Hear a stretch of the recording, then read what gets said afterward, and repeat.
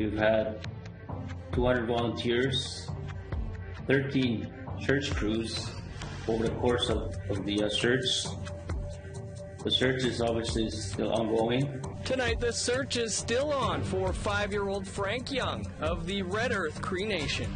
I think it was part and parcel with exploration for minerals. This Mapmaker thinks he has it all over Google Earth. I think they're really inspired by her. And in a class of her own, Edna Rain goes back to school at age 80.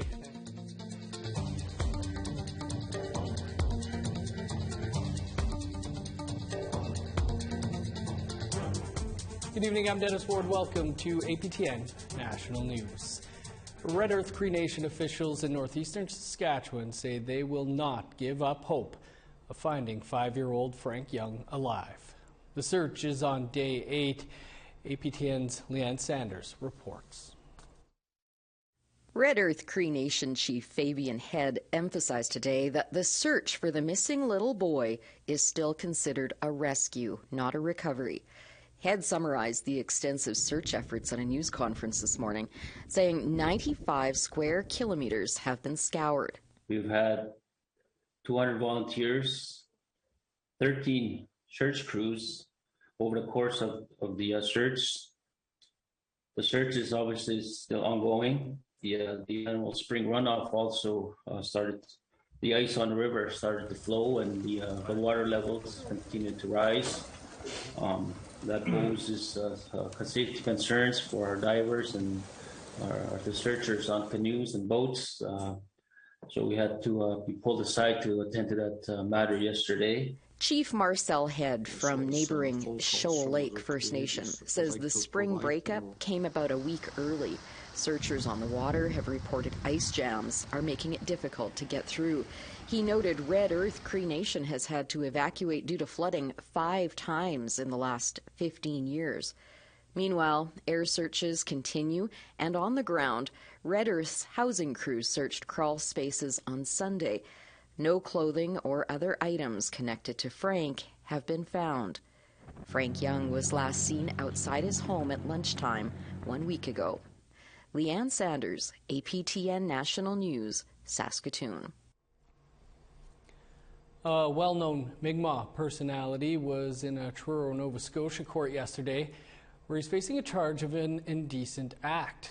Angel Moore was at court and has this report, but a warning, some of the information is sexual in nature.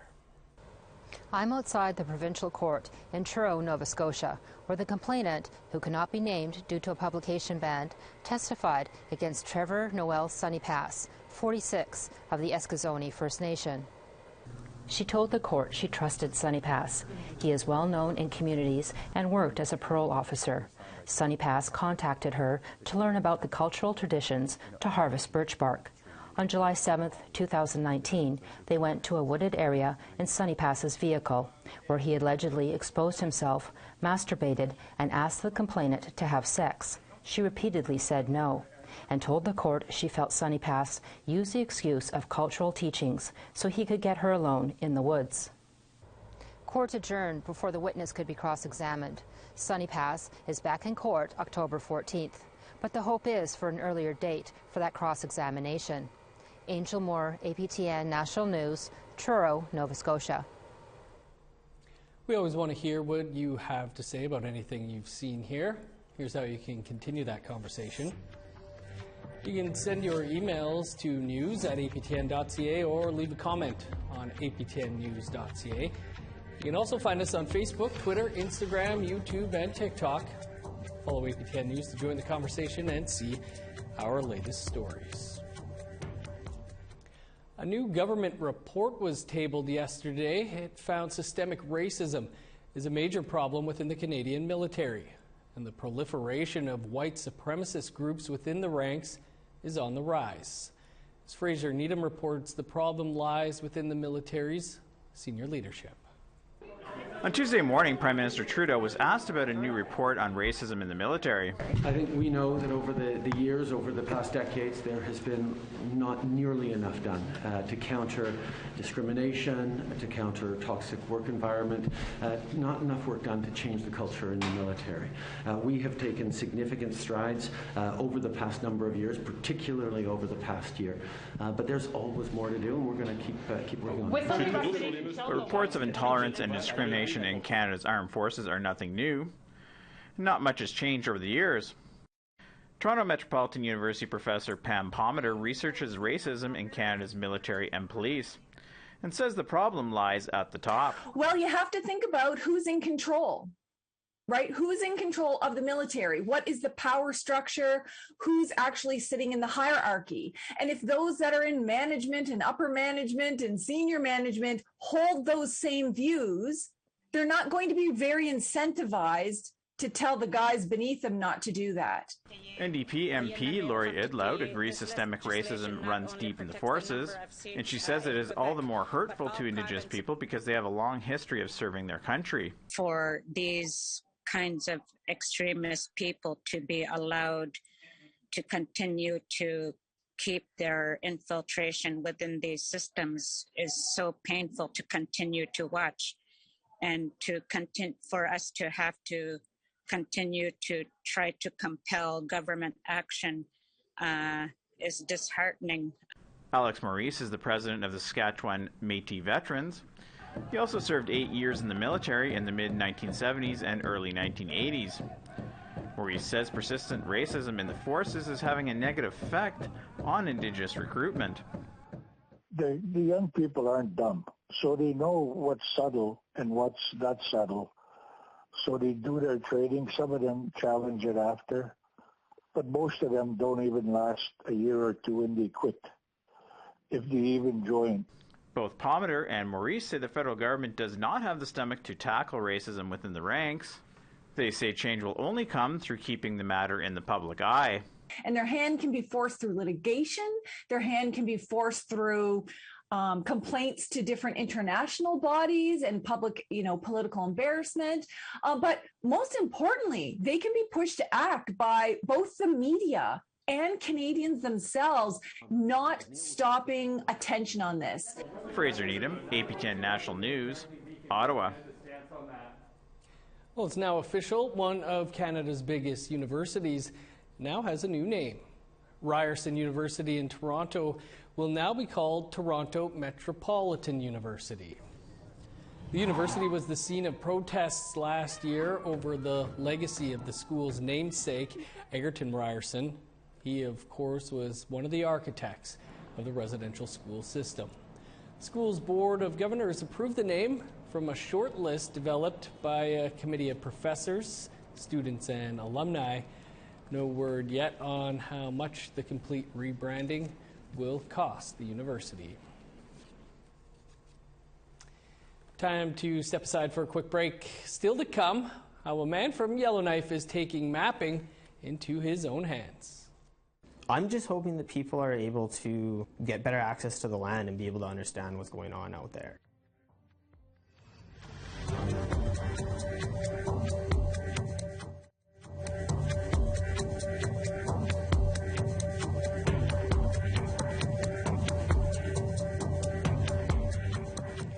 Welcome back. A Yellowknife Mapmaker is demanding better for Northerners and taking mapping matters into his own hands. Our reporter Charlotte Moore Jacobs explains this exciting new innovation. Logan Rudkovich is on to something big, all from shrinking pixels to create detailed maps of the Northwest Territories.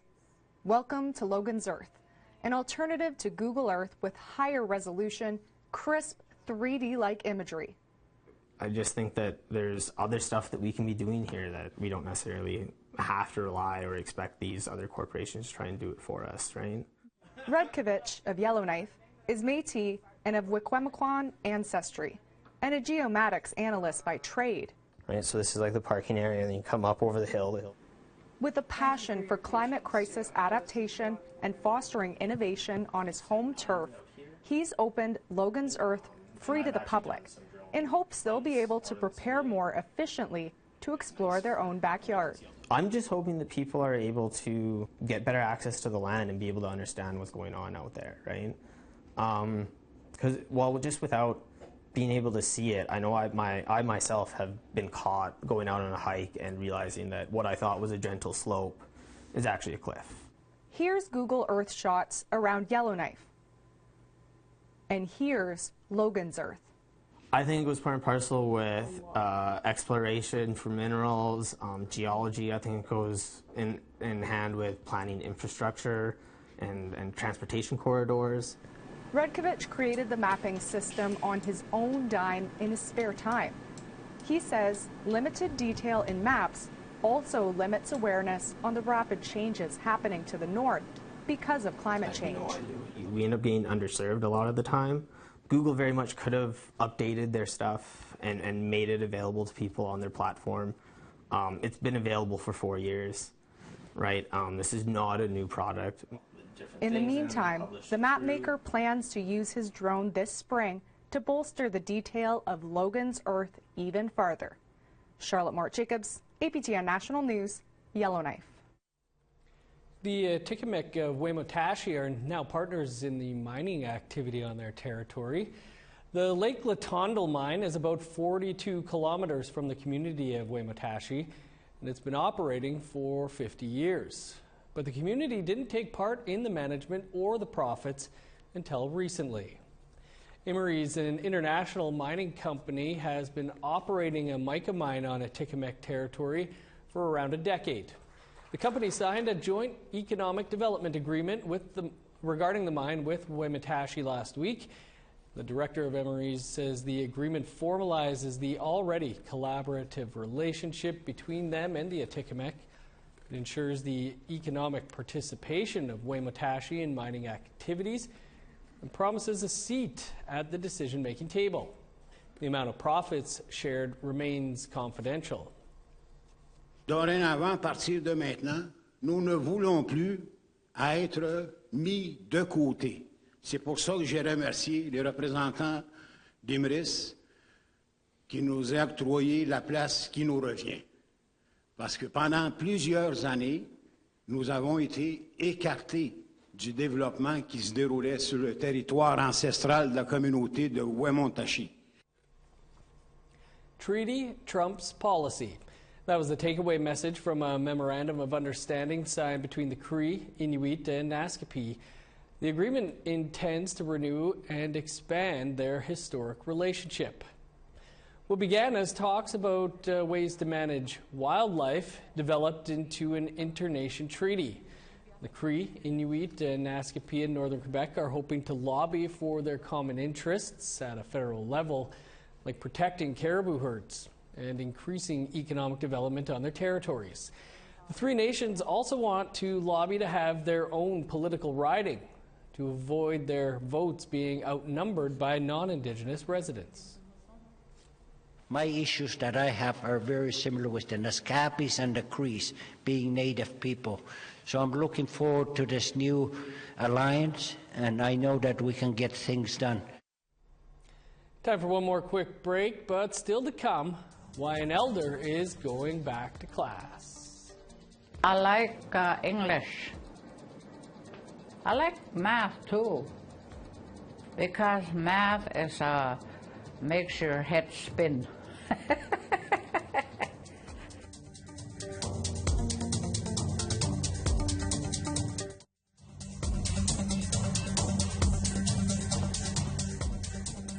Welcome back. Time now for our photo of the day. Our shooter-editor from the Ottawa Bureau, Jason LaRue, sent us this great photo from one of his many travels crisscrossing Canada. Thanks to Jason for this picture of Mount McKay and Fort William First Nation. We want to see where you live and what you see each and every day. You can send your photos to share at aptn.ca to be featured as our next photo of the day. Now here is tomorrow's weather forecast.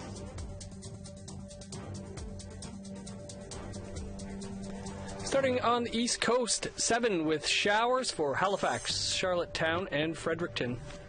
-7 with snow in Kuujjuaq, 3 below and snow in Nain. 10 with rain in Montreal, 0 and snow in Chibougamau.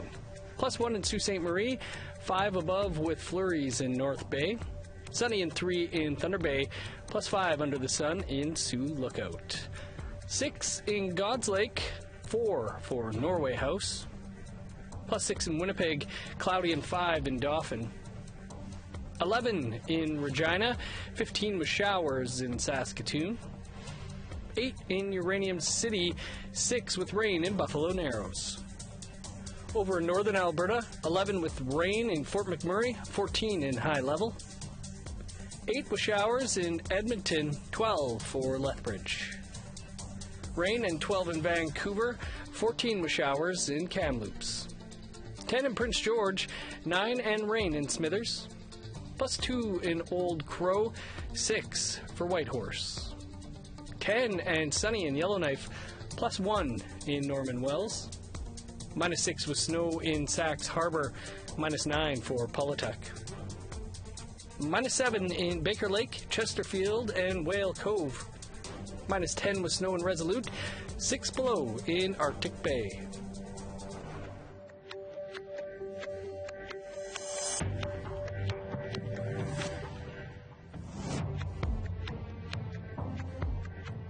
Look like the moon there. Well, an 80-year-old elder in Alberta is back in school. Her goal? To finally get her high school diploma. And as APTN's Chris Stewart shows us, she's having a blast going back to class. Oh my! Edna Rain isn't quite the typical student. When most 80-year-olds are enjoying retirement and taking it easy, Edna Rain spends her days at Norquest College in Edmonton. She says her son suggested she return to school and get her high school diploma. One small problem: she had never used a computer, ever. She quickly figured that out, but sometimes needs a little help. I'd get help to log in and out and blah, blah, blah. And I love my English because he works with us in person. He teaches us on a blackboard like years ago.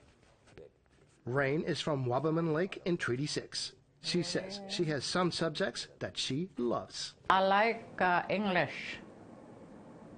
I like math too, because math is makes your head spin. Isn't that the way to learn? You have to figure out something to learn something. Wes Janke is her math instructor at Norquest College. He says once Edna figured out computers, she was on her way. And the other students look up to her. I think they're really inspired by her. And she was in class almost every day, even when a lot of students chose to stay online. So coming to class was a special treat to see Edna and see her participate in. And so I think she's going to be a great role model around here. Edna doesn't have a time frame for finishing up. She will be back in the fall to continue her studies and joining the music group. Don't you cry for me when I'm going home. I never start singing yet.